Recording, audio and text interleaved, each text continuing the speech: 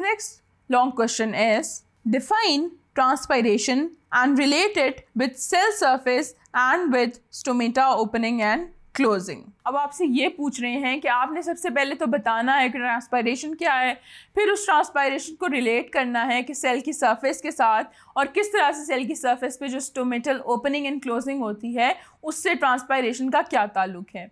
तो इसके आंसर के लिए आप ऐसा करें कि आप बुक के पेज नंबर 173 पे चले जाएँ। 173 एंड 174 पे पूरा इसका आंसर मौजूद है। 173 पे एक हेडिंग है 9.1.2 जिसमें ट्रांसपायरेशन की डेफिनेशन क्वाइट क्लियरली मेंशन्ड है।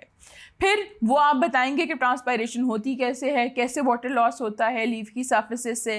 फिर आपने ये बताना है कि लीफ की सरफेस पे स्टोमेटा प्रेजेंट होते हैं, वो कैसे क्लोज होते हैं, वो भी उसी के अंदर ही लिखा हुआ है in the section of opening and closing of stomata. कि स्टोमेटा के अंदर गार्ड सेल्स होते हैं, वो जब टर्जिड होते हैं, जब उनमें वाटर मूव इन करता है वो स्वेल होते हैं और स्टोमेटा ओपन हो जाते हैं।